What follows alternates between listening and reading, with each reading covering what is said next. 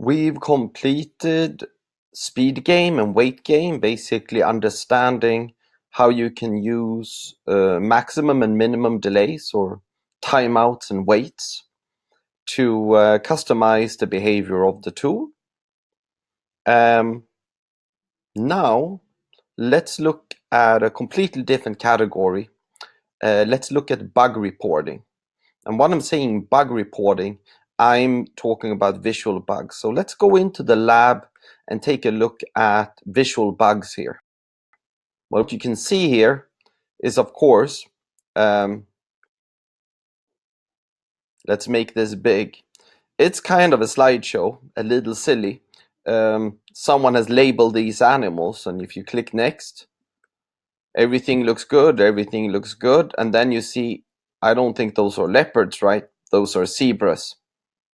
Well, a machine wouldn't be very good at knowing this, right?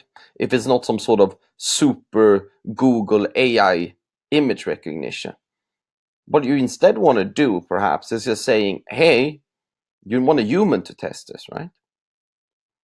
Well, writing these bug reports, of course, this is a silly example. Usually how it looks is, okay, there's an email going somewhere or a spreadsheet and it has steps to reproduce. You click here, you click there. It goes from the test team to the development team, and there is a disconnect and the developers can't reproduce. It goes back and forth. It introduces a lot of overhead. What we are going to do is we're going to use the test automation tool to create a hybrid test, basically a bug report using automated test technology. So what we're going to do now is we're going to go here on the bug tab, just go ahead and create new bug and say wrong labels for animals. Okay, so we're going to go ahead and do that and see how this works. So first of all, we see visual bugs is the URL. So we want to copy that and then we can close this down. So I'll copy the URL right there. I'll hit save and then basically I'll double click this. Here, we basically want to just go ahead and record the bug. So what I'll do is I'll hit the record button and then I'll just click through the animals like this. Okay, everything good, everything good, everything good. And now I'm basically just going to highlight the bug with this comment function here. So I'm just going to highlight leopard here and just say, should be zebra or zebra. Then I'm just going to close this one and just continue my test, okay? Next. That's a giraffe, that's all good. Next. That's a meerkat, that's all good. Oh, that's a zebra. No, that's not a zebra, that's the leopard, right? So what I'll do is I will just highlight the label. Someone really messed this up. This should be leopard, right? Go ahead, close this one and hit next.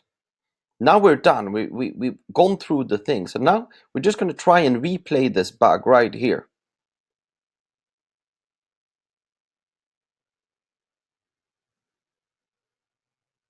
Should be zebra. Very good. Then I'll just go here and just hit this little play button and it's going to continue going through the test. You can see how this can be useful, right? When reporting a bug, imagine you have a number of errors in a site. You can just basically highlight them all directly in the tool, and then basically you get one link in an email you click, and it will just take you through a visual bug report like this. Just show you one more thing. Now, when we know we're okay with this, I'm going to hit save. And what we know is when we've saved it, it's going to show you bug report in here. So you can hit bug report, and then you can actually directly just assign a bug directly to someone in your team. You'll hit submit, and the bug report goes out with the actual description or in natural language what the test does. So that person is going to get an email with a link that they can simply click, and it will take them through the test that you did and show all the bugs.